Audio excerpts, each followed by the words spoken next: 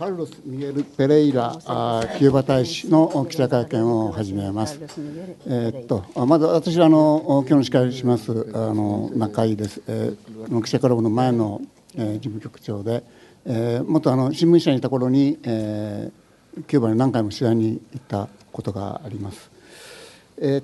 ご存知のように今年が1959年の革命から60年、1月1日に60周年を迎えて、キューバもすごく変わりつつあるというふうに聞いてます。アメリカとの国交回復が2015年でしたっけ、に行われて、昨年には指導部が変わってミゲル・ディアス・カネルさんが国家評議会議長、革命を知らない世代というか革命後の世代が指導する体制に変わってきてます。で昨年議会では新しい憲法が作られ、来月2月には国民投票というかその承認のための国民投票が行われるとも聞いております。日本との関係も昨年が日本からの移民の120周年ということでいろいろな記念行事が行われ、また今年は日本とキューバの外交関係の樹立からちょうど90年という節目でありまして、またいろいろな行事が予定されていると聞いております。そういった節目の機会にも合わせて大使にお越しいただきました。経歴はお手元にありますように中国の専門家でいらして、中国に5年間ほど大使でいらして、で日本には今回2016年に着任されて初めての日本勤務だと聞いております。では大使よろしくお願いします。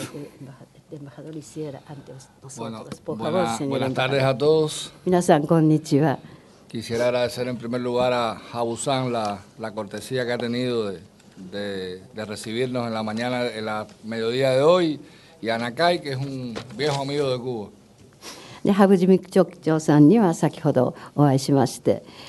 お話をしたところですが、今日はありがとうございます。それから司会の中井さんですが、もうこの方はキューバの古い友人でおられます。Aunque esta es la primera vez que venimos acá al Club de Prensa de la Prensa Japonesa en Japón, bueno, es la segunda vez. La otra vez lo hicimos acompañando al embajador de Venezuela, que hizo también una presentación aquí, pero es la primera vez que lo hacemos de manera bilateral como país. Acostumbramos a reunirnos mucho con los medios de prensa japoneses, lo hacemos cada 2 o 3 meses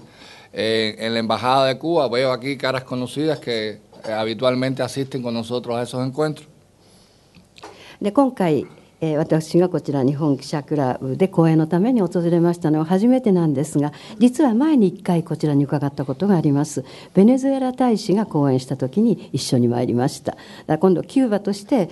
直接皆さんと講演してお目にかかるのは今回が初めてです。ただ報道関係の方々は大使館で 2,3 ヶ月に1回記者懇談会というのを開いておりますので、お顔を拝見するとそこによくいらっしゃる方々の私たちがよく知っているお顔を見受けられます。Una conferencia de prensa siempre tiene códigos muy estrictos, el tiempo muy limitado, etcétera. Por lo tanto, aprovecho para invitarlos a todos los que están aquí hoy presentes para que se incorporen también con nosotros en esos diálogos frecuentes y sistemáticos que hacemos en la embajada, que nos permite abordar todos los temas de interés para ustedes. で記者会見と、こういう場所ですと時間が限られてますので、どうぞ皆さん今度 2,3 ヶ月に1回ずつキューバ大使館で記者懇談会というのをやっておりますので、ぜひそちらにお顔を出してください。時間限らずもう何でも質問したいこと、あらゆるテーマについてゆっくりと時間をとってご説明する機会になりますので。Me propongo hacer una pequeña intervención al inicio, un poco introduciendo los temas fundamentales que traemos.Pero tratando de dejar el tiempo, el mayor tiempo posible para poder responder cualquier pregunta que al final ustedes tengan sobre los temas que vamos a presentarles.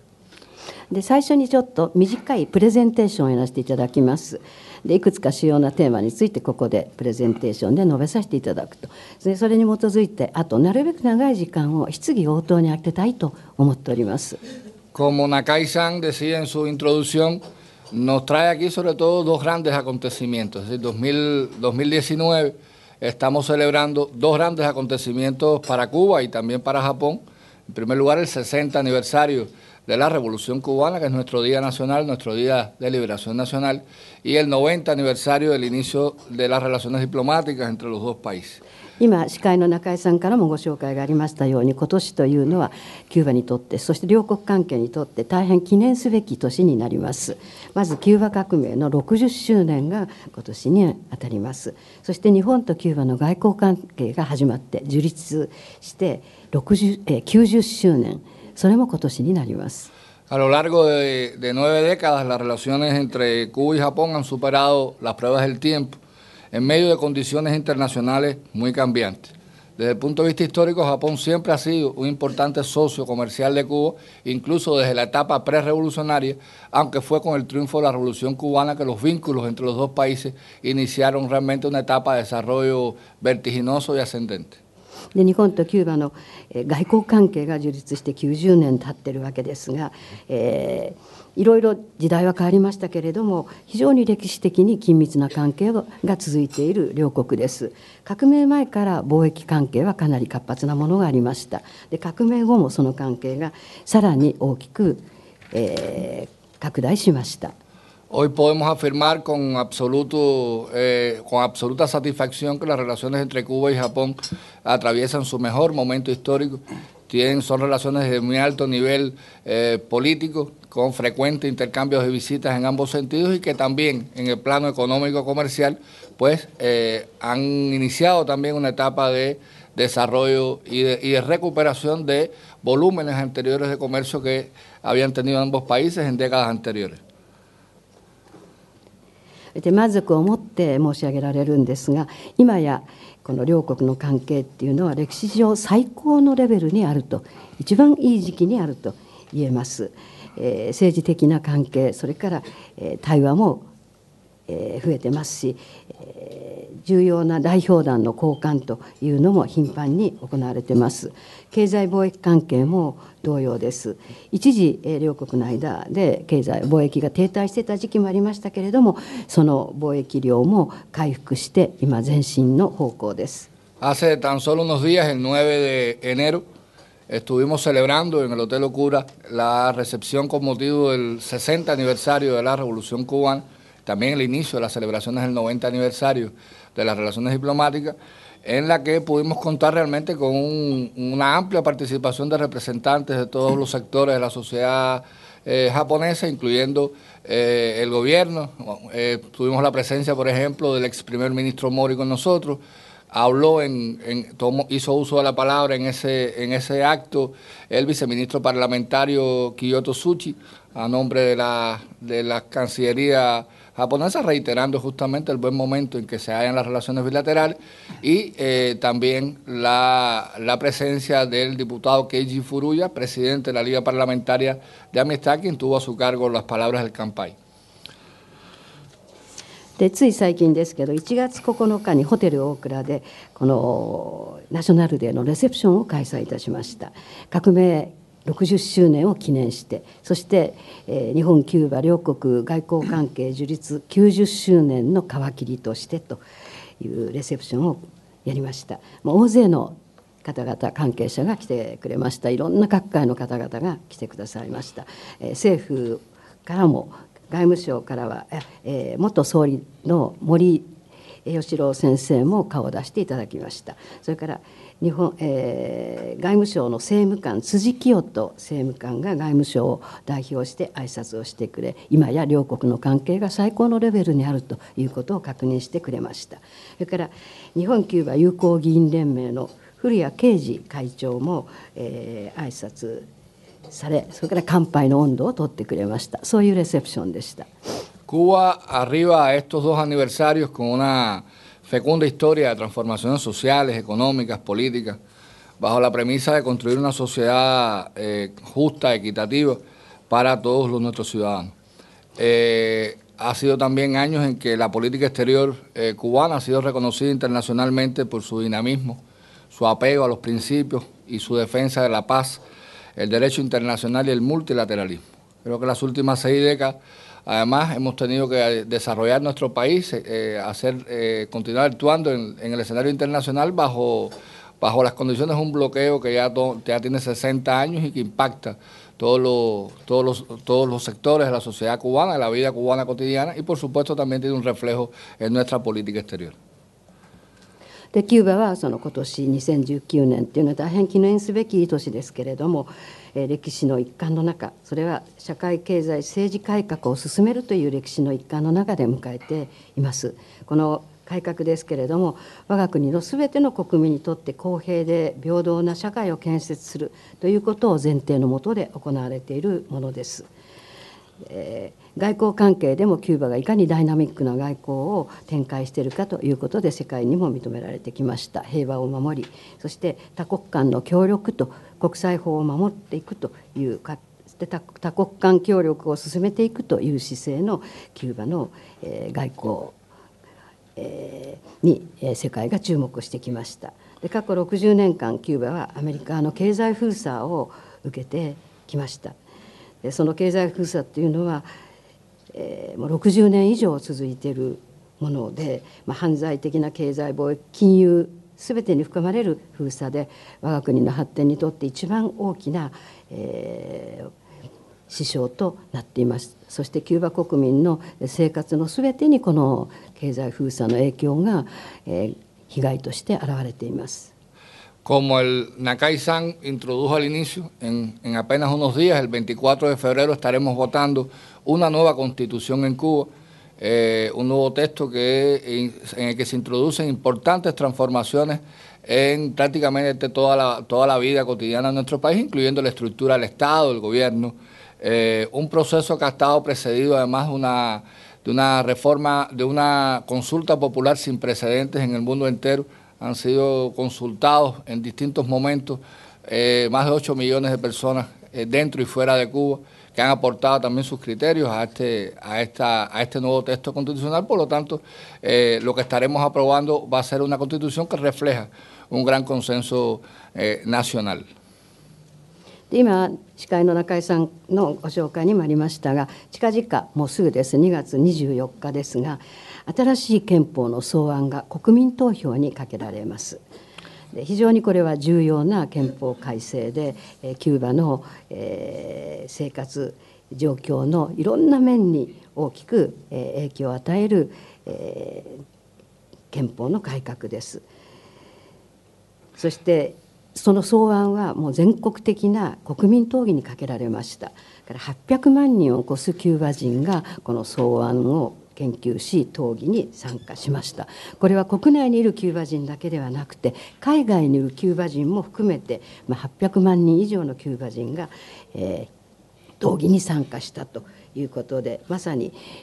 国民的コンセンサスを反映する新しい憲法草案になっています。Como ustedes conocen, llevamos ya varios años inmersos en un proceso que nosotros hemos denominado proceso de actualización del modelo económico y social cubano, que ha incluido profundas transformaciones en todos los órdenes y con una meta clara de construir una sociedad más socialista, una sociedad socialista más democrática, próspera y sostenible, que incluye, entre otros elementos, también el fomento de la inversión extranjera en favor del desarrollo del país y la apertura gradual a formas privadas de gestión de la economía en determinados sectores. で皆さんご存知の方も大勢いらっしゃると思いますけども、ここ数年間キューバは経済、社会モデルの刷新というプロセスを進めています。その目的というのはますます社会主義的で民主的豊かで持続可能な社会を建設するというところにあります。でいろんな改革が行われていますが、その中には国の発展のために外国投資をさらに取り入れることというようなことで、主要な分野ではない経済活動に民営という形を、さらに取り入れていくということも含まれています。Como también se ha explicado, ha sido un año en que Cuba se ha dotado de una nueva dirección del Estado y del Gobierno. Ha habido un cambio generacional en la dirección del Estado y del Gobierno cubano, una nueva generación compuesta por personas nacidas después del triunfo revolucionario de 1959, ocupa hoy los principales cargos del Estado y del gobierno y seguirá realmente tomando ya las riendas del país en un proceso que se ha dado de manera natural, de manera estable, con un gran sentido de continuidad y no precisamente de ruptura. そしてキューバも世代交代、指導部の世代交代がありました。今主要な国の幹部というのが革命以後に生まれた世代になっています。1959年が革命勝利でしたが、それ以後に生まれた人が、主要な幹部のポストについて指導部の世代交代が行われました。この交代というのは非常に自然な形で安定的に行われた交代です。ですので断絶ではなくてまさに継続ということです。Ni siquiera los enemigos de Cuba, que no pierdan la oportunidad de intentar satanizar, de desinformar sobre la realidad cubana, lo que acontece en Cuba, pudieran desconocer hoy los resultados alcanzados por Cuba en materia de desarrollo social, que seguirá siendo el centro de las principales prioridades, los principales esfuerzos que llevaremos adelante. Las políticas que se han adoptado en estos años, priorizadas a este fin, ha permitido que Cuba hoy alcance indicadores de reconocimiento mundial. Acá tienen algunos de esos indicadores, no me voy a detener en todo. Baste decir que Cuba fue el primer país de América Latina y el Caribe que, según la UNESCO, cumplió los objetivos globales de educación para todos, precisamente en el año 2015, o sea, mucho antes que otros países. Fue también probablemente la nación del tercer mundo que se mantuvo a la vanguardia en el cumplimiento de los objetivos de desarrollo del milenio, incluso cuando muchos países del tercer mundo no consiguieron alcanzar esos objetivos, cumplir con esos objetivos. Cuba estuvo entre los primeros países en cumplir, incluso de manera adelantada, con ese grupo de compromiso. Es harto conocido también indicadores sociales de Cuba, harto conocido el empoderamiento de la mujer en la sociedad cubana. Hoy el Parlamento cubano, el 53% del Parlamento cubano son mujeres, el 53% del personal científico y de innovación en Cuba son mujeres. Y bueno, estaría con más de 2 horas pudiendo dar aquí indicadores sobre ese tema, pero en aras de la brevedad del tiempo me voy a limitar a mencionar esos. キューバに敵対する人たちというのは、キューバの国というのがひどい国なんだという形でイメージダウンの、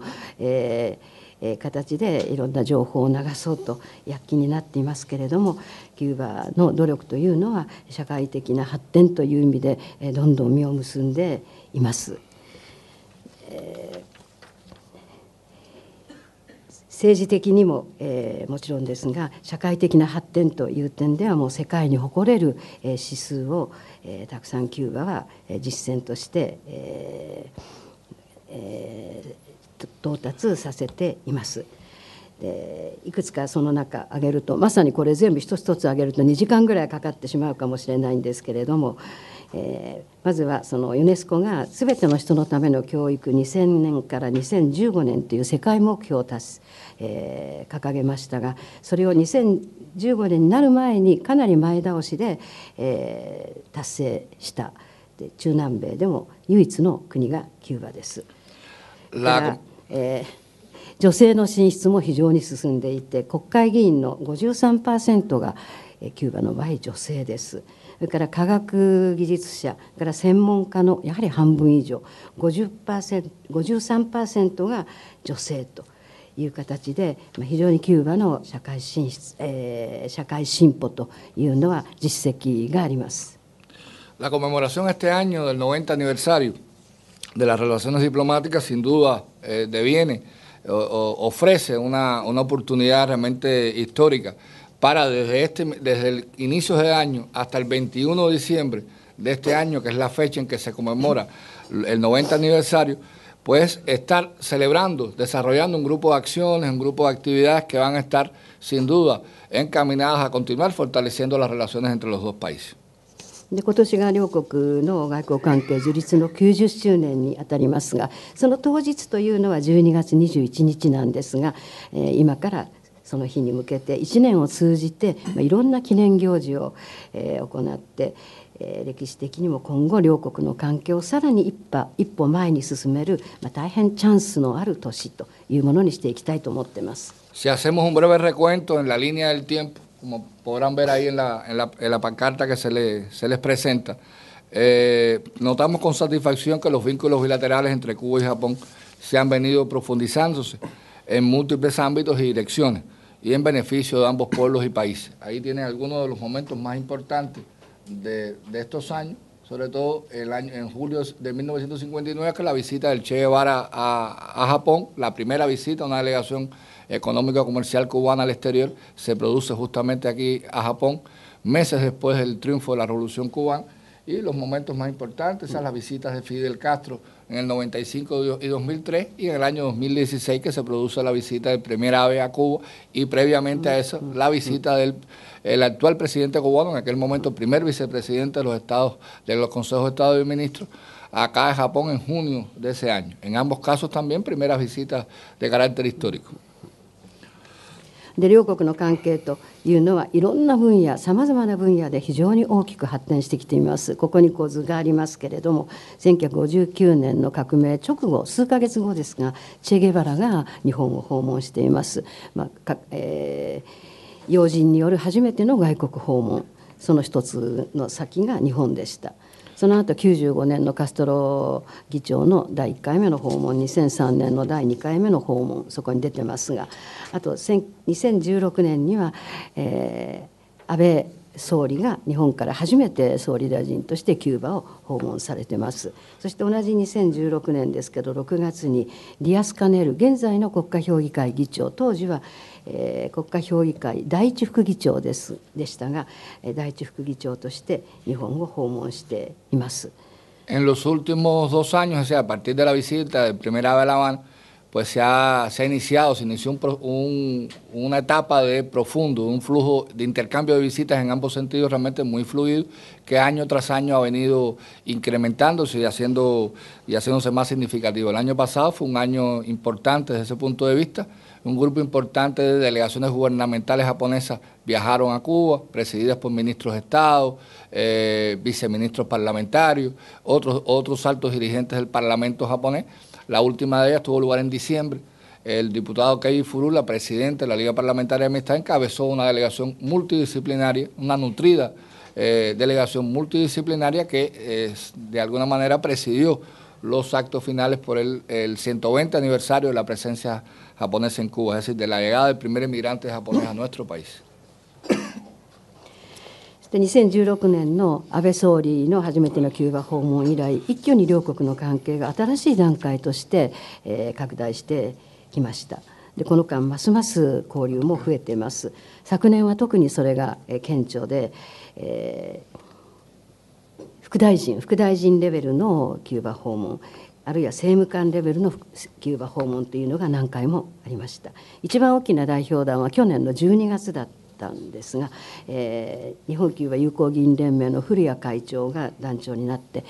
各界から非常に大勢の代表団がキューバを訪問しました。これはキューバへの日本からの移民が始まって去年が120周年でしたので、その一番の最後を占めるイベントということで、大きな代表団が日本からキューバに来ました。2018 fue un año, repito, de grandes resultados en la relación bilateral. No me voy a detener en todos los detalles. La idea nuestra es después dejarle esta presentación en PowerPoint para que ustedes puedan completar la información, no detenernos en cada una de ellas si no es necesario, pero ahí hay algunos de los principales resultados al cierre del año pasado y también algunas de las prioridades fundamentales en las que estaremos concentrados durante el año 2019, entre ellas el inicio de las negociaciones para la firma de un acuerdo de promoción y protección recíproca de inversiones que ya estamos iniciando en los próximos días. から先ほど言いましたように2018年っていうのはいろんな成果があった年ですが、ここにずっと並べてありますので、後でこのパワーポイントの原稿を皆さんに差し上げますので、これを参考になさってください。いろんな具体的な例が上がってます。それから今後2019年の予定、これからどんなことを深めていくかの予定もそこに出ています。その一つっていうのが投資協定ですが、両国の投資促進保護協定を結ぼうという動きが始まってまして、あと数日後に具体的な交渉も開始されます。Para festejar este 90 aniversario, hemos delineado un grupo de acciones y de eventos, tanto en Cuba como en Japón, que estarán realizándose a lo largo de todo el año, que abarcan prácticamente todas las esferas de la relación bilateral. Acá le hemos preparado algunos de esos momentos más importantes. Por ejemplo, ya se encuentra en Japón una agrupación musical cubana muy reconocida, muy famosa, Pancho Amat y su Cabildo del Son, que se encuentra realizando una gira por 22 ciudades japonesas, algo sin precedentes. El último concierto va a ser acá en Tokio el día 12 de febrero, al cual los estamos invitando a todos ustedes por si quieren sumarse con nosotros. Y después va a estar cerrado también de una pequeña conmemoración por todo el resultado de esta gira. Se prevén también muestras de cine, se prevé también seminarios de promoción de negocios, de inversiones, reconocimientos a personalidades y figuras destacadas de la sociedad japonesa que han hecho contribuciones importantes al desarrollo de las relaciones en todos estos años. で90周年、この両国の外交関係樹立90周年の今年、いろんな行事を考えています。すべての分野にわたっての、両国関係に関わるすべての分野にわたってのいろんな記念行事を計画しています。もうすでに始まっているものもあります。そこに出ていると思いますが、パンチョアマという、リーダーのバンドがあるんですが、もうすでに日本でツアーを開始してます。22の都市で、公演を行うツアーです。で2月12日が最後の東京公演ですので、どうぞ皆さんそこいらしてお聞きになってください。でその後にレセプションで最後の締めをやろうということになっています。から映画祭も計画してますし、あと投資やビジネスセミナーもやります。それから両国関係に今までいろいろな分野で貢献してくださった日本の方々を顕彰するに感謝するイベントというものも考えています。Se prevé también la presentación acá en Japón de ediciones limitadas de conocidos productos cubanos que tienen una gran demanda en Japón, como nuestros tabacos, café, ron y otros productos que se irán presentando a lo largo del año. Se prevén también un grupo de actividades culturales importantes, festivales, veladas, en distintos momentos. Se prevé también la segunda edición del Festival Infantil Cuba-Japón, que fue una iniciativa que empezamos el año pasado de conjunto con la comunidad, donde la embajada se encuentra enclavada y que este año tendrá también una participación numerosa de toda la comunidad y la embajada cubana ahí. Hay también actividades que tienen un alcance deportivo. Se prevé, por ejemplo, varias actividades con presencia de glorias deportivas cubanas, glorias deportivas japonesas, sobre todo asociadas al béisbol, que es pasión en ambos países. そしてキューバが伝統的に日本に輸出している葉巻とかコーヒーとかラム酒、この90周年の記念バージョンというものを1年にわたって限定販売していきたいと思ってます。それからいろんな文化行事もあります。からフェスティバルもありますし、あと大使館の近隣の子どもたちと一緒に去年の4月に第1回目のキューバ日本子どもフェスティバルというのを大使館でやりました。今年が第2回目なんですが、より多くの人たちに呼びかけて、より多くの参加を得ての第2回目の日本キューバ子ども祭りをやりたいと思っています。いろんなスポーツイベントもあります。でキューバの日本でもすでに有名になったスター選手たちにも大いに来てもらって交流をしたいと思っています。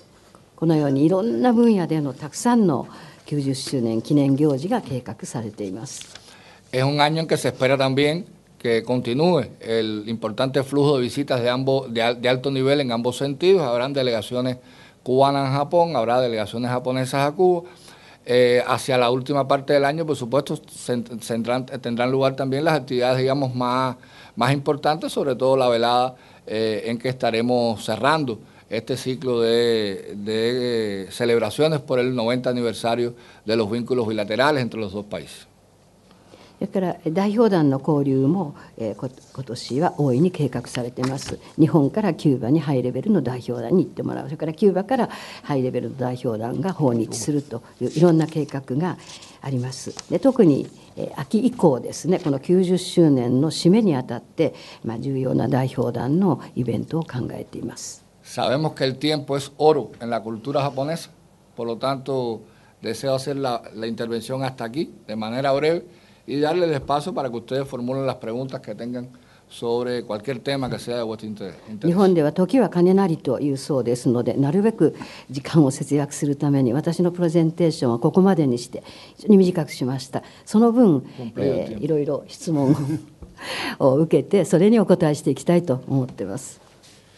はい、どうも大使ありがとうございました。Muchas gracias。今日の通訳は大使館の大使秘書の山中美智子さんにお願いしています。それから皆さんのが今味わってらっしゃるコーヒーキューバ大使館から持ってきていただいたキューバ特産の美味しいコーヒーでありますので味わってください。キューバコーヒー。では質問質疑応答の方に入りたいと思いますのでご質問のある方は挙手して、質問してください。何でもいいそうですからどうぞ。Yo preferiría, si les parece bien, en aras de aprovechar el tiempo, recogemos varias preguntas ahora al inicio, todas las preguntas que tengan que formular, por lo menos un primer segmento, y después podemos hacer un mejor uso del tiempo a la hora de responderlo. こういうやり方はどうでしょうか。時間をなるべく節約するためにいろんなご質問があると思いますので、最初にまとめて皆さんの質問をしていただいて、それに一度に最後にお答えするという形、その方が時間が節約になると思いますので、よろしかったらそうしたいと思います。じゃあ何人かの方に同じテーマ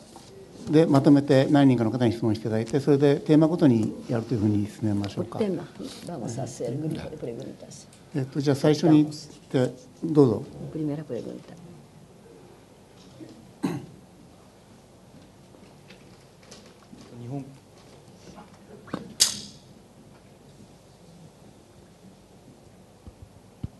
日本経済新聞の宮本です。トランプ政権が成立後ですね、ちょっとキューバと米国の関係改善が滞っているように見えますけれども、大使、そのことについてはどういうふうに、考えていらっしゃるかということが一つ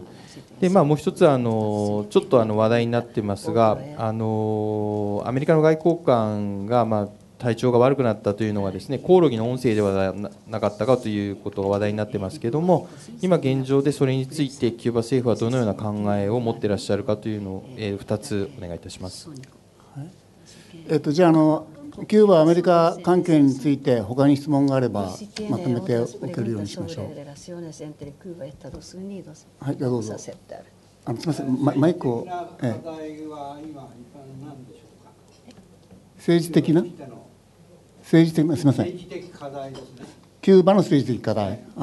キューバ国内の政治的課題。じゃあまず先にキューバの外交アメリカとの関係の方で他に質問があれば。じ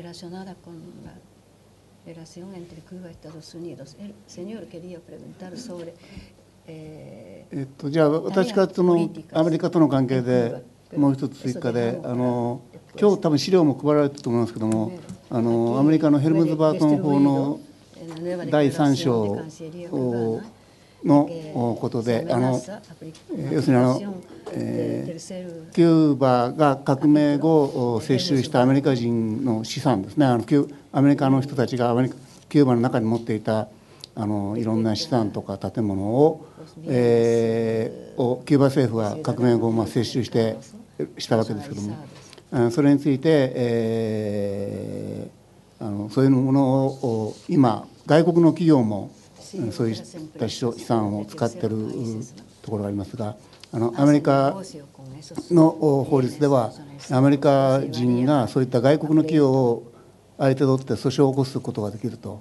いうヘルムズバートン法の規定があって、それをアメリカの大統領はずっと歴代その効力を停止していたんだけれども、トランプさんになってそれを解禁するというか訴訟ができるようにするんじゃないかという話がありますが、それについてのキューバ側のお考えもお聞きしたいと思います。Bien, vamos entonces a responder las preguntas que tienen que ver con Estados Unidos. じゃあ対米関係の質問にお答えしていきます。Bien, en primer lugar, bueno, es harto conocido que entre Cuba y Estados Unidos desde fines del año 2014 se inició un proceso hacia la normalización de las relaciones que uno de sus primeros pasos fue justamente el reconocimiento diplomático de ambos países y el establecimiento de las relaciones diplomáticas. でキューバとアメリカの関係が大きく動いたのが2014年の12月でした。正常化の方向で共に進もうということが同時に発表されて、でまずは外交関係を回復すると、国交を回復するということ。Ese proceso que se inició bajo la administración Obama sin duda tuvo resultados visibles, aunque se mantuvo el bloqueo contra Cuba, que es el principal obstáculo en las relaciones bilaterales. Pero de ese momento, o sea, de ese periodo, llegan más de 20 acuerdos entre los dos países, la apertura de canales de cooperación y de diálogo en múltiples temas de interés de ambos países, incluyendo temas de seguridad nacional, todos los cuales, de una manera u otra, se han mantenido vigentes a pesar de los intentos de esta administración y de figuras de esta administración de iniciar un proceso de reversión de lo alcanzado entre los dos países. そしてオバマ政権の時に目に見える成果がたくさん生まれました。両国の間での接近という意味で。しかし経済封鎖っていうのは撤廃には至りませんでした。やはりキューバにとって発展にとって一番大きな障害として残ったままでした。しかしオバマ時代にはもう20を超える協力の協定っていうのが両国の間で結ばれました。いろんな分野での具体的な協力を両国の間でやっていこうという20以上の協定が結ばれました。その中には国家安全保障のテーマまで含まれている、そういう対話協定、協力の協定ですが、しかしその協定、今度新しい政権が生まれて大統領も今までのものを全部ご破産にするんだと、オバマ政権時代のものは全部逆行させるんだと盛んに言ってましたが、そのまま協定は実行が続いています。Para nadie es un secreto que desde que Trump, antes de Trump incluso asumir el gobierno, anunció que habría una revisión de la política hacia Cuba. Esa revisión de la política hacia Cuba tomó más de un año, aproximadamente un año. Y la realidad fue que ninguno de los temas fundamentales que se habían logrado en ese periodo, a pesar de los intentos de Trump y de algunas figuras dentro de la administración por revertirlo, pudo ser conseguido. Es decir, se mantuvieron las relaciones diplomáticas, se mantuvieron las embajadas abiertas, se mantuvieron vigentes cada uno de los acuerdos adoptados, se mantuvieron los canales de cooperación y de diálogo en los distintos temas de interés de ambos países. でご存知の通りトランプ大統領は大統領を就任する前から、公にキューバと対キューバ政策を完全に見直すんだというふうに言ってました。でそういう約束で大統領になったわけですけども、実際に見直しには1年もかかってしまいました。しかし、基本的な流れというのは途切れていません。そのまま続いています。トランプにしろその側近の一部の勢力は絶対そういうのを止めたかったわけですけども、それにもかかわらず続いたままです。維持されています。さっき言いましたようないろんな、協力の協定、いろんな分野での協定、それからいろんな分野での対話と協力のチャンネルというのもそのまま続いています。En otras palabras, más allá de la retórica agresiva, sin duda que es la que todo el mundo ve en la prensa y escucha a diario, más allá de esa retórica agresiva de la administración Trump hacia Cuba, la realidad apuntaba que ninguno de esos grandes pasos que se habían dado, o la mayoría de esos grandes pasos que se habían dado, pues se mantenían vigentes. O sea, no se pudo revertir, no se pudo cambiar esa situación. Ahora bien, en los últimos, aproximadamente los últimos 5 o 6 meses, pues ha venido dándose también, ha venido percibiéndose una secuencia de declaraciones contra Cuba, de parte de figuras de la administración norteamericana, sobre todo asociados a momentos en que se han ido incorporando a la administración norteamericana figuras que tienen un largo historial anticubano, como el actual consejero de Seguridad Nacional, John Bolton,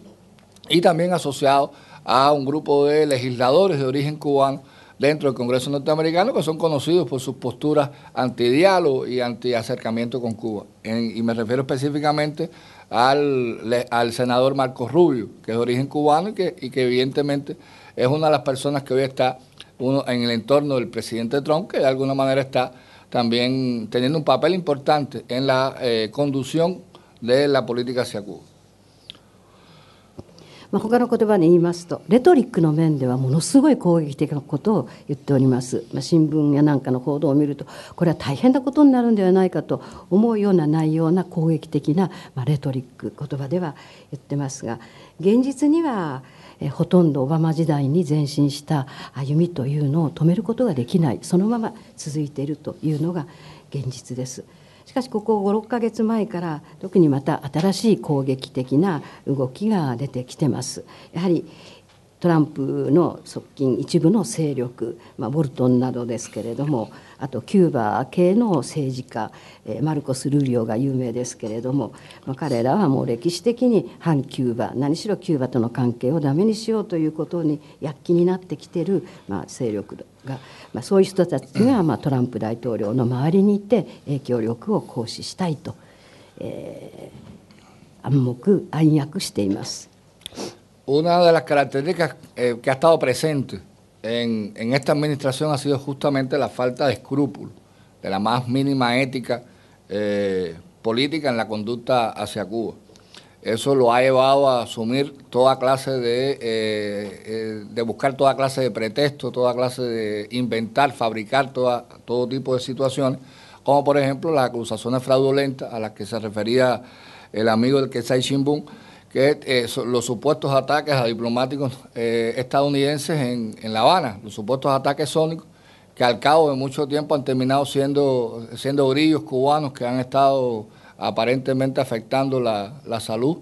que es lo último que han dado, lo último que han publicado las pruebas científicas de un grupo de universidades que han estado involucrados en el tema. Ahora, lo más importante es que ese tipo de acusaciones fraudulentas, ese tipo de maquinaciones contra Cuba, evidentemente conseguían un objetivo muy claro, que era tratar de entorpecer el funcionamiento de ambas embajadas, de las dos embajadas en los dos países, y de alguna manera detener lo que ya era una tendencia muy marcada, que es el incremento de visitantes norteamericanos a Cuba. Prácticamente en apenas un año, en menos de un año, se habían dado casi 1,2 millones de norteamericanos, incluyendo cubanos residentes en Estados Unidos, que habían de repente estaban viajando a la isla. Entonces ese era un objetivo, tratar de afectar de alguna manera esa situación. でこのトランプ政権の、特徴の一つというのは対キューバの、行動の面でまさに倫理観が全然ないという政治的な倫理観というのを全く欠いているという点です。だからどんな嘘でも口実のためには何でも、やるわけです。だからその中が一つが音響攻撃です。先ほど質問にあったで外交官、キューバにいる外交官が音響攻撃を受けて健康を害してしまったということで、いろんな調査をやりました。大学も科学者もあらゆる調査をしたけれども、その証拠というのは出てこないままです。だからこの嘘を大々的に使って、目的は大使館の機能を低下させるというところにありました。あとは一番のその目的は訪問者がアメリカからキューバへの訪問者が1年間に一挙にものすごい流れで増えました。150万人もキューバに行くということになってしまって、それを何しろ止めたかった、その人の流れを止めたいというのが一つ大きな目的でした。Incluso ha habido declaraciones de distintas agencias del gobierno norteamericano, la CIA y el FBI y todo, donde evidentemente se reconoce que no hay ningún tipo de asidero, no hay ningún tipo de prueba, ningún tipo de elemento realmente que pueda de alguna manera explicar las famosas acusaciones de ataques sónicos en nuestro país. Se han acudido a todo tipo de versiones, entre ellos la participación de terceros países en Cuba como supuestos orígenes de esos ataques, que todo no ha sido más que parte del guión preestablecido para tratar de crear un issue, crear un problema en las relaciones entre los dos países que de alguna manera sirva para justificar un retroceso en la relación bilateral, lo cual no ha sido posible. でアメリカの専門機関 CIA とか FBI もいろいろ調査したわけですけども、キューバがそんなことをやった証拠というのはないと、何のエレメントも出てこなかったという発表を行ってます。第三国もその調査にも参加して同じような発表を行ってます。ですのでやはり何しろ関係を害したい、今までの歩みを後ろに逆行させたいという意図のために問題を作り出すという事前に作られたシナリオに沿って作られた虚偽の報道ということになります。しかしその目的というのは決して達成できませんでした。Y bueno, como se desprende de la pregunta que Nakai-san hacía, el último de estos acontecimientos, o sea, el último de estos episodios o estos intentos de continuar enrareciendo el ambiente bilateral tiene que ver con el anuncio reciente por parte del Departamento de Estado de la amenaza de la activación del título 3 de la ley Helms-Burton, que es algo realmente novedoso en el tema, porque cada presidente de Estados Unidos, desde que fue promulgada la ley en el año 1996, cada presidente, de acuerdo a como dice la ley, cada 6 meses suspendía la aplicación de este título 3, que desde el principio, desde la promulgación misma de la ley, tuvo amplísimo rechazo internacional, incluyendo dentro del sector empresarial norteamericano. そして最近の動き、先ほど中井さんから話がありましたキューバの声明、外務省の声明の内容ですけれども、最近になりましたアメリカの国務省がヘルムス・バートン法の第3章を適用していくかもしれないという、脅しの声明を発表をしています。これ今までにない新しい動きです。というのはこのヘルムズ・バートン法というのは1996年にできた法律で、それ以降歴代の大統領、トランプも最初の頃はそうでした。ずっと今まで6ヶ月ごとに中断という形で1回も実施されたことがない項目です。というのは国内の企業からも非常に反発がありましたし、その法律ができた時に大きな反発があったし、あと第三国からもとんでもない法律だということで非常に大きな反発があったということから、一切も使ってこられなかった、文言なんですが、今回これから使うかもしれないということを発表してきました。Pues en aras del tiempo, porque no tenemos mucho tiempo y es un tema complicado que tiene muchas derivaciones, diría que desde la misma promulgación de la ley en el año 1996 provocó un enorme rechazo internacional, entre otras cosas porque era un ataque, se consideró desde el inicio y todavía hoy, por supuesto, lo sigue siendo, un ataque directo a la soberanía y a las leyes nacionales de los países, a las posibilidades, al respeto y a las normas que deben existir en el comercio, que rigen hoy en el comercio internacional. El solo anuncio de la ley provocó el inmediato rechazo de las grandes potencias internacionales que mantenían de alguna manera una relación con Cuba, llámese Canadá, que sería uno de los países con una mayor presencia en Cuba, llámese varios países europeos, muchos de los cuales incluso adoptaron leyes antídotos nacionales a leyes propias de sus países, que de alguna manera impedía que la aplicación extraterritorial de la Helms-Burton respecto a sus nacionales tuviese algún sentido, algún espacio. Cuba también, por supuesto, aprobó sus propias leyes que impiden la aplicación de ningún tipo de los aspectos que tienen que ver con la Helms-Burton. Gobiernos como el de Japón, la mayoría de los gobiernos del mundo, en América Latina, en todas partes del mundo, rechazaron inmediatamente esta ley. Hoy sigue siendo componente fundamental del rechazo de la comunidad internacional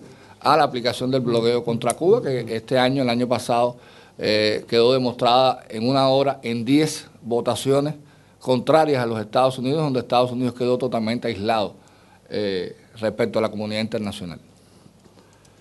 でこの問題ですけれども、詳しく触れていくと非常に複雑な問題ですから、手短に言いますと、1996年に発布された時にも国際的に非常に反対の大きな声が上がりました。でやはり外国の主権を侵すという点です。からそれぞれの国の国内法を侵す内容だということで、国際的にいろんな国々から反対の声が上がりました。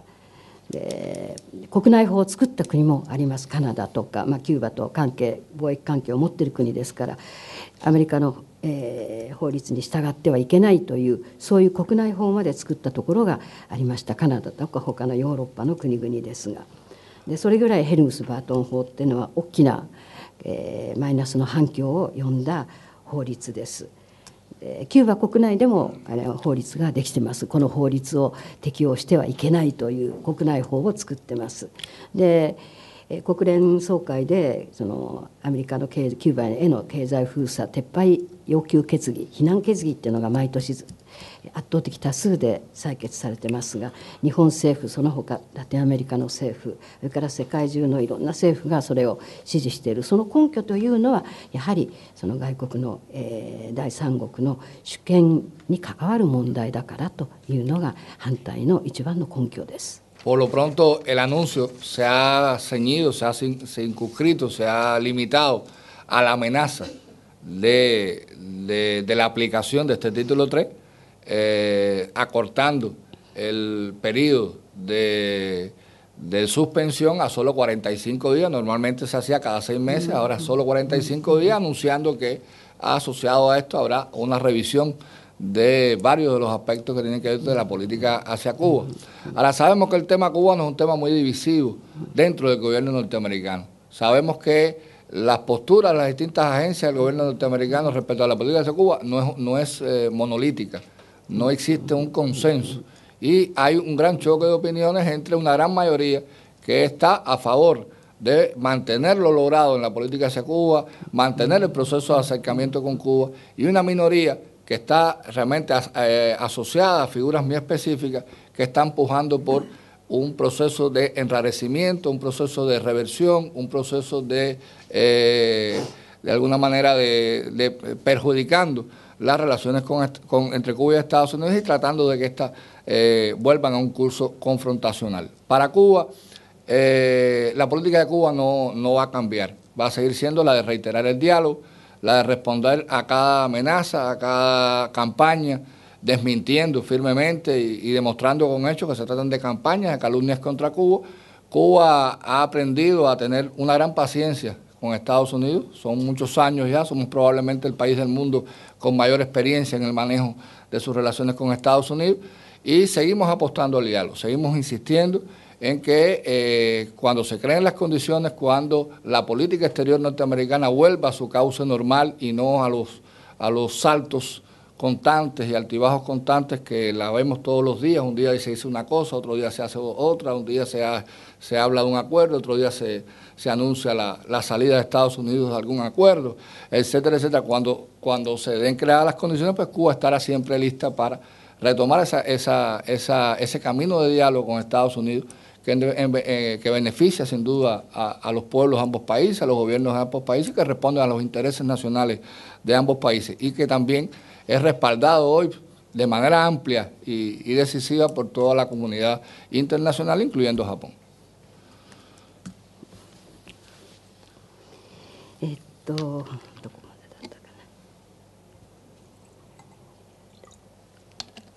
今回の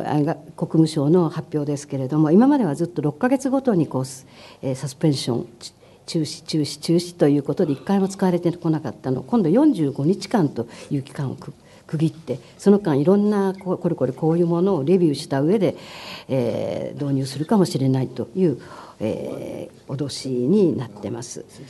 でただ対キューバ政策というのはアメリカ政府内でも一枚岩、立場は一つコンセンサスがあるわけではありません。いろんな専門機関やなんかでも反対のキューバとは関係を続けていくべきだと、いい関係を続けていくべきだという立場を取っているところもたくさんあります。だから今までの政治プロセスを守るべきだというところが、たくさんアメリカ政府内にもあるわけです。非常にマイノリティ、むしろ少数派です。対キューバ強硬派というのは、一部の人たちが強硬に対キューバ関係を逆戻りさせるということで、力を行使しようと、そしてまた対決の、流れにキューバ関係を持っていこうと、意図のもとにいろいろと動いているということです。でアメリカの政権の中には何しろキューバとの対話を続けていくべきだっていう人たちもいますが、キューバはぜひそれを続けていきたいと思ってます。それが政策です。で、何しろ辛抱強く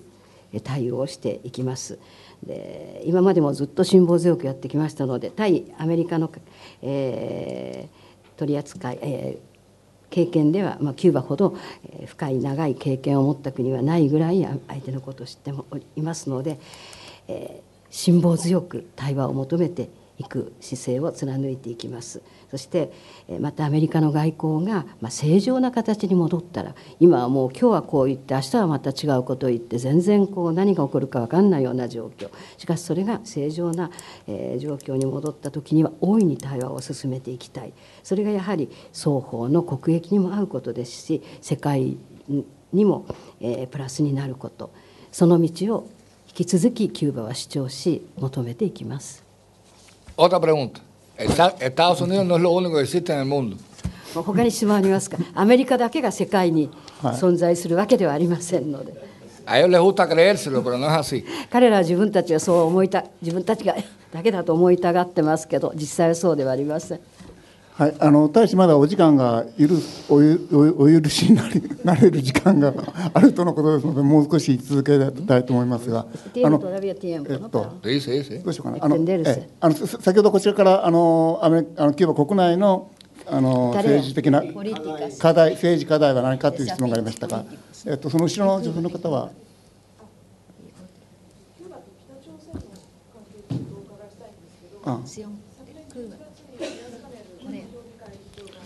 Cuba, RPDC。去年11月にディアスカネル国家評議会議長が平壌を訪問して、金正恩労働党委員長とも何日か会談をしたりしていたと思うんですが、来月のまた米朝協議がありますけれども、これに関するキューバの姿勢というのが、いかなるものかということと、あと日本の拉致問題に関してキューバが北朝鮮との伝統的友好関係を生かして、協力する可能性というのはあるのかどうかというのをお伺いしたいと思います。何の可能性ですか。拉致問題解決に何らかの形で協力できるのかという可能性について。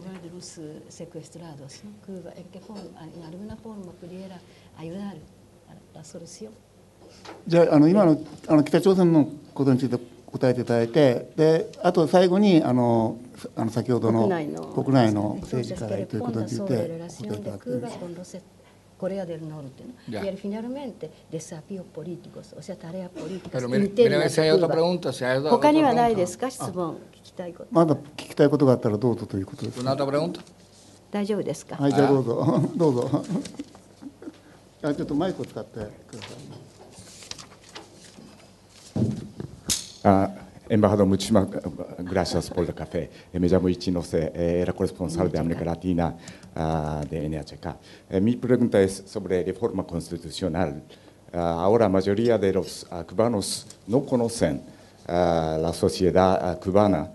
antes de la revolución, incluyendo el embajador mismo. Entonces, ¿cómo podrá mantener el espíritu de socialismo en Cuba? En este sentido, ¿qué significativo tiene esta reforma constitucional ahora? Gracias. Bueno, vamos a empezar por. 日本語でちょっと一緒に言ってもらった方がいいんじゃないですか。いや、ご本人で。皆さんのために日本語で簡単に。憲法改正についてなんですけれども、国民の大半が今革命以降に生まれた世代、大使も含めてですね、なっている中で、今回の憲法改正っていうのがどういう意味があるのか、とりわけその革命の精神というのをどういう維持していこうとしているのか、お考えをお聞かせください。Bueno, vamos a empezar hablando de un tema que casi siempre sale, que es el tema de Corea del Norte. じゃあ最初、北朝鮮問題、これはどこへ行っても必ず聞かれる問題なんですが、それから始めたいと思います。La postura de Cuba hacia el tema de Corea del Norte es una postura harto conocida y tiene que ver también con la posición de principios que siempre ha tenido la política exterior cubana. tiene que ver, en primer lugar, con una relación de larga amistad que ha habido siempre con la República Popular de Corea, lo cual no significa ni ha significado nunca que Cuba haya apoyado o haya de alguna manera comulgado con temas como los ensayos nucleares, con la proliferación nuclear, en los cuales Cuba siempre ha tenido una postura muy clara, muy definida en los foros internacionales de rechazo a la proliferación nuclear, a favor de la eliminación de todas las armas nucleares. Es decir, son tan negativos los desarrollos, los nuevos desarrollos de armas nucleares que pueda hacer países como Corea del Norte, como el uso y la amenaza del uso de los que ya lo tienen en la región, como Estados Unidos, etcétera, etcétera. Es decir, estamos a favor de la eliminación de todas las armas nucleares, que eso incluso quedó reflejado en el hecho de que Cuba fue el quinto país del mundo en ratificar el nuevo tratado de prohibición de armas nucleares. La visita del... キューバの北朝鮮問題に関する立場っていうのは非常によく知られていることですが、キューバの外交政策の原則に沿っているものです。北朝鮮とは長い友好関係がありますし、しかし核兵器開発には反対です。決してキューバはそれを支持したことはありません。国連などの国際会議のところでもキューバの核兵器反対の立場というのは非常に明確になってます。すべての核兵器反対、核拡散にも反対、そして核兵器の使用の威嚇にもすべて反対。あの地域にはアメリカが核兵器を持っててしようという恐れもあるわけですが、すべて反対、すべての核兵器に反対というのがキューバの非常にはっきりと打ち出している立場です。ですから、核兵器禁止条約が、できましたけれども、キューバそれを批准した5番目、世界で5番目の国です。Cuba, incluso de los momentos donde muchos apuntaban a una conflagración nuclear, a una escalada en el conflicto con Corea del Norte, Cuba siempre ha reiterado la postura favorable a la paz. Ha reiterado de manera consistente que la paz es el único camino, el diálogo es el único camino. Por lo tanto, por supuesto, eso nos lleva a apreciar y apoyar los recientes avances en el diálogo intercoreano, que ha tenido su mayor expresión en las cumbres celebradas en abril, mayo y septiembre del año pasado, las históricas reuniones a nivel de mandatarios, etcétera, de las cuales resultaron compromisos importantes a favor de la desnuclearización en la península coreana. Celebramos también, por supuesto, los esfuerzos para avanzar en el diálogo entre Corea del Norte y Estados Unidos, la famosa cumbre que se está hablando en este minuto, sobre la base del respeto a las diferencias, sobre la base del respeto a la soberanía y a la autodeterminación, y buscando realmente el compromiso de la eliminación de todas las armas nucleares en la región. Celebramos también los esfuerzos para hacer avanzar el diálogo entre Japón y Corea del Norte, como la reunión sostenida entre ambos cancilleres en el marco de las Naciones Unidas en el debate general del pasado año, y por lo tanto Cuba siempre apoyará todo aquello que conduzca al diálogo, todo aquello que conduzca a la paz y asegurar la paz, que en definitiva es la única solución para un problema tan complicado como el de Corea, como el tema de la península coreana. En el tema de los secuestrados es un tema en el que la postura de Cuba también ha estado totalmente clara, incluso en los foros internacionales. Es un tema que Cuba siempre ha defendido, la sensibilidad que tiene, la sensibilidad que tiene, que se le busca una solución realmente positiva, aceptable para ambas partes, tomando en cuenta el lado humano y sobre todo el impacto humano que este tipo de situación tiene. Cuba no es el marco para decir ni contar lo que Cuba ha hecho en esta materia, por razones de obvia ética diplomática no nos corresponde hacerlo, pero sí pudiera asegurarle que Cuba ha jugado su papel, Cuba seguirá jugando su papel y Cuba seguirá apoyando que un tema de tanta sensibilidad como el tema de los secuestrados tenga una solución positiva, amigable y aceptable para todas las partes involucradas. Cuba seguirá reiterando en Naciones Unidas en cada foro internacional su apoyo a la causa de los secuestrados y seguirá actuando en consecuencia. で北朝鮮による核兵器の、開発という問題が非常にエスカレートしたとき、いろいろ、な各国動きをしましたけれども、キューバはいつでも主張していたのがやはり平和を求めるべきだと、対話こそが唯一の解決の道だということを常にその当時も主張していました。ですので南北の対話、キューバは歓迎してます。で去年も3回南北の首脳会談が開かれた。それ大変、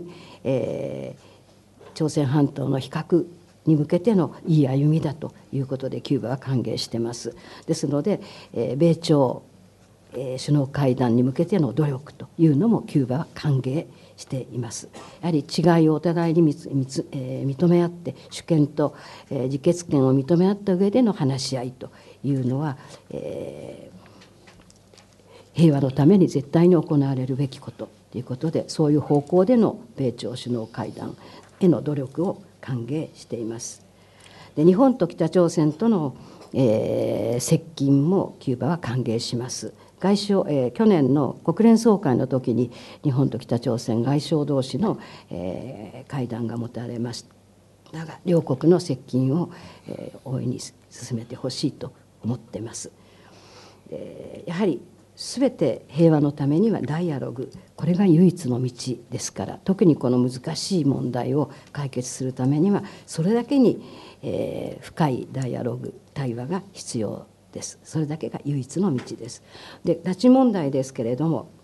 非常にこの問題センシブルな、人間的に国民的な問題になっているということをキューバは非常によく理解し分かっています。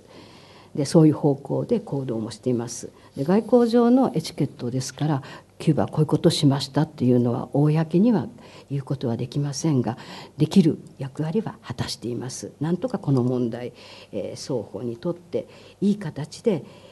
これだけセンシブルな問題ですので解決してほしいとキューバも願ってますので、できる、支援はしてきましたし、これからもしていくつもりです。でこの拉致問題のその大義はキューバは支持するということを国連でも言っておりますし、できることは協力していくつもりです。Los desafíos políticos de Cuba, los desafíos internos de Cuba, pues son muchos. Cuba enfrenta hoy profundos desafíos que tienen que ver con su futuro. El primero de esos grandes desafíos es la economía. Necesitamos tener una economía que funcione, necesitamos que avancen las políticas, las transformaciones que el país ha venido haciendo en los últimos años. Para que ustedes tengan una idea, por ejemplo, se han adoptado casi 200 políticas, se han modificado legislaciones, políticas, se han establecido programas, se han introducido transformaciones estructurales importantes en la economía cubana, casi todas al mismo tiempo, que ahora comienzan realmente a dar los principales resultados. Eso es un gran desafío, por eso es que la dirección política de Cuba, por eso es que a todos los niveles de la sociedad cubana siempre decimos que nuestra principal tarea, la principal prioridad, la principal apuesta al futuro que estamos haciendo en Cuba pasa por reformar nuestra economía, por hacer funcionar nuestra economía y por fortalecer nuestra economía. でキューバの政治課題たくさんあります。将来に向けてやらなければいけない政治的な課題というのはたくさんあります。まず一番重要なのが経済です。やっぱり機能する経済を前進させなければいけないということで、もうすでにいろんな対策を取ってきてます。プログラムを作ったり、それから法令を変えたり、いろんな具体的な構造改革まで行って200以上の政策をこの改革という方向で打ち出しています。すべてのキューバの社会のレベルで今取り組んでいるところです。から将来に向けて将来を決定づける一番優先的な事項というのは経済であると、経済を機能させるというのが一番大きな課題です。Solo los que no conocen Cuba, solo los que no tenían un nivel de relacionamiento directo con Cuba, llegaron a creerse la historia de que con el cambio generacional en Cuba pues se produciría una ruptura en la continuidad de la revolución. Y eso tiene que ver con una realidad muy clara, y es que todas estas transformaciones que se están haciendo en Cuba, todos estos cambios que se están introduciendo en Cuba, no empezaron ahora, empezaron ya hace casi más de 5 años, casi una década, y todos han sido decididos de conjunto con la población, después de profundos procesos de consulta popular, de acercamiento de opiniones, de generación de consenso, porque en la misma medida que hay un espíritu de continuidad de las grandes obras de la revolución, los principios de la revolución, lo que ha logrado la Cuba revolucionaria, al mismo tiempo también hay una visión crítica de nuestros errores, hay una visión crítica de lo que nos falta como país, como proyecto de país, hay una visión clara de dónde están las direcciones fundamentales en las cuales el país tiene que seguir creciendo, seguir cambiando, para realmente poder construir la meta, es decir, esa meta que yo les decía ahorita, de un socialismo cada vez más democrático, próspero y sostenible. でキューバを直接知らない人たちというのは世代交代があったということで、もう今までとはまたこう断絶して全然違った国になっているんではないかというような印象を持っている人もいたと思うんですけど、現実はそうではありません。というのはこのいろんな変革というのが開始されたのは今ではないからです。新しい指導部になって開始されたわけでは決してないからです。もう5年以上も前からもう将来に向けて経済改革していかなければいけない、社会改革していかなければいけないということで着実にこう歩みを進めてきた、そういうプロセスを引き継いでいるということですので、それも国民に全部こう相談し、開陳し、そして意見を求めて、で国民的なコンセンサスを得た上で改革を進めてきてます。ですので革命の事業の継続を新しい世代が行っていると、新しい指導部になってもそれを継続を、が基本なんだということです。もちろん過ちに対する自己批判っていうのは非常に厳しくやってます。いろんなプロジェクト、国家プロジェクトもどうして機能しなかったのか、どこに問題があったのかというのを自己批判的に非常に厳しく、検証しています。La reforma constitucional no es el inicio de estos cambios. El proceso de reforma constitucional es el resultado de un grupo de cambios y transformaciones que se ha venido dando en el país en los últimos años. Hay que entender que 7 de cada 10 cubanos nacimos con la revolución. Las instituciones cubanas hoy, la renovación del Estado y del gobierno, de la Asamblea Nacional, de las instituciones, reflejan esa nueva realidad cubana hoy. Que 7 de cada 10 cubanos nacieron con la revolución. Por lo tanto, ese traspaso generacional no solo se ha dado a nivel de la dirección del Estado y del gobierno, sino ya está a nivel de toda la sociedad, y sobre la base de cambio y continuidad, pero nunca de ruptura. で今回の憲法の改正ですけれども、これが始まりではないんです。今までずっと変革をやってきたその結果が今回憲法に反映されるということで、始まりではなく終結、結果が憲法の改正です。というのも10人7人はキューバの国民の中、革命後に生まれた世代なわけです。ですので指導部が新しく世代交代したっていうだけでなく、いろんな地方議会も国会も全ての社会のいろんなレベルでの機関で世代交代というのが行われているわけです。10人に7人が全部革命後の世代ですので、新しい世代に変わっています。しかしそれは変革して継続していくという方向です。決して過去との決別ではないと。Para que ustedes tengan una idea de las casi más de 2 millones de opiniones, de propuestas recogidas en el proceso de consulta popular para esta Constitución, apenas un 3% de las propuestas, las opiniones recogidas, atacaron el sistema político cubano. Es decir, no pedían, o apenas un 3% hablaban de una crítica al sistema de partido único, o una crítica al gobierno, una crítica al Partido Comunista, es decir, solamente un 3% de las opiniones recogidas, lo cual refleja el alto consenso que existe dentro de Cuba, incluyendo también la comunidad de cubanos residentes en el exterior que por primera vez participó en esta consulta popular a favor de construir el país que queremos, que no necesariamente tiene que ser el mismo país que teníamos, sino a partir de reconocer lo que nos falta, lo que tenemos que cambiar, el compromiso que tenemos de construir el país que queremos. で今回の憲法改正の過程でも国民討議というプロセスを経てきましたが、そこに200万以上の意見が国民から寄せられました。その中の 3% だけが今の政治体制に反対だとか、共産党一党、支配というのに反対だとか、政府の在り方に反対だとか、 3% だけが反対で、今の体制に反対という意見でした。残りは今の体制をどういい方向にしていくかという方向での意見でした。だから国民的なコンセンサスがあると言っていいと思います。で今回その意見を求めたのは国内のキューバ人だけでなく、今回初めてなんですけど、海外に住んでいるキューバ人からも意見を求めました。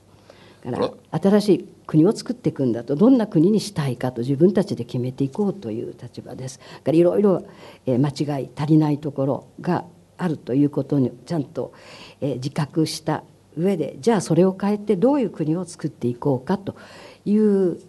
方向での、意見の流れでした。Por lo tanto, el día 24 de febrero, cuando estemos votando en referendo constitucional la aprobación de la nueva constitución, ahí se estará también votando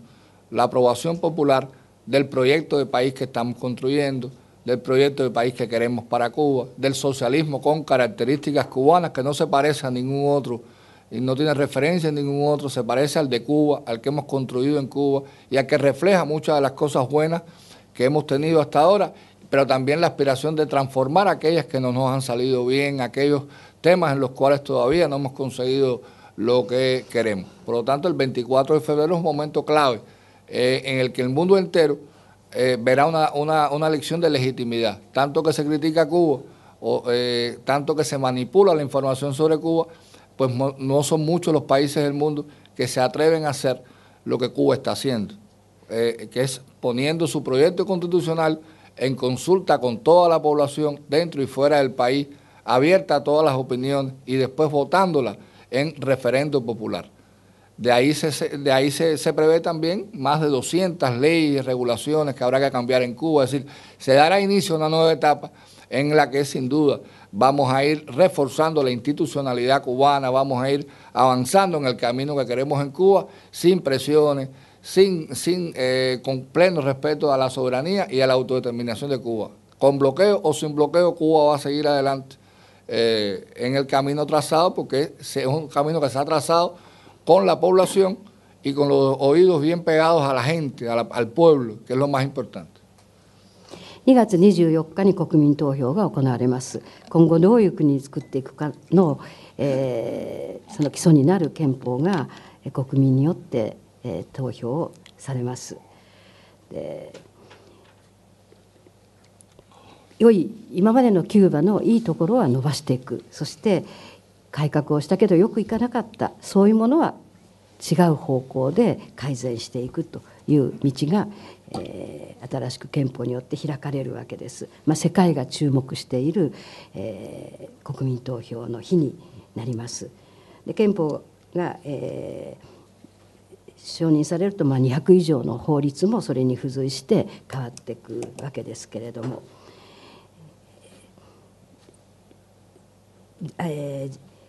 じっくりと自主的な立場で、新しい憲法に基づいて国づくりを進めていきます。社会主義ですけども、よその社会主義と同じものというものを目指しているわけではありません。でいろいろキューバに関する情報を操作して、キューバが、ダメな国だという印象を持たそうとする意図がいろいろなところで、見えますけれども、しかし実際はこれがキューバがやっているところです。だから世界にもこれほど国の中にいるキューバ人、外にいるキューバ人、すべての意見を取り入れて国の将来を決めようという具体的なプロセスを進めている国というのは世界にもあんまりないんではないかと思います。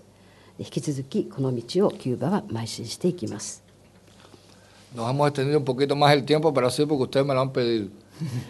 ちょっと時間が予定よりも伸びてしまいましたけれども、皆さんのご要望だったものですから。Les agradezco a todos la presencia nuevamente hoy acá con nosotros y los invito una vez más a que se incorporen a los mecanismos que hacemos en la embajada, los encuentros informales que hacemos en la embajada con los medios de prensa. Ya nos quedamos con las relaciones de todos ustedes, los vamos a invitar, si tienen tiempo, pues bienvenidos. Eso es un marco mucho más abierto, más informal, que permite un tiempo menos estricto y podemos manejarlo mejor y, por supuesto, responder cualquier pregunta, cualquier interés informativo que ustedes tengan. Arigatou gozaimasu.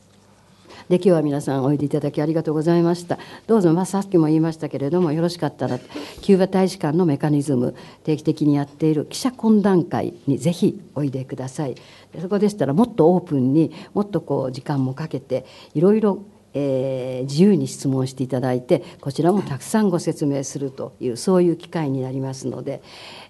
ぜひあちらにもご出席ください。今日はありがとうございました。はい、どうもありがとうございました。ではキューバ大使館に行ってまたコーヒーをご馳走になりましょう。また大使もぜひ記者クラブにお越しいただいて、いろんな質問に答えてください。Seguro, seguro. Lo haremos más a menudo. もっとちょくちょく来るようにいたします。Lo haremos más a menudo. No esperaremos al centenario de las relaciones para virar. Viraremos antes. 両国外交関係100周年を待たずにもっと前に来たいと思ってます。それではお礼にですね、恒例のクラブ特製ネクタイを大使に差し上げますので、2本目が欲しかったらまた来てくださいね。はい、これははい、じゃあこれで終わります。